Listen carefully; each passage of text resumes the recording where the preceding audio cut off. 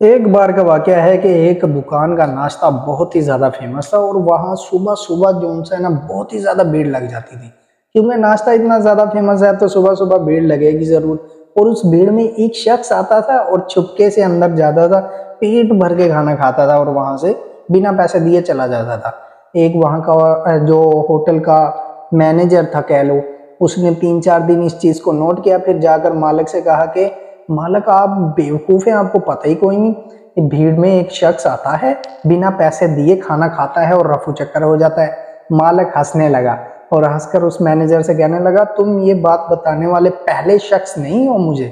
میں نے بھی یہ نوٹ کیا تھا، جب پہلی بار میں نے یہ نوٹ کیا تو میں اس شخص کے پیچھے گیا،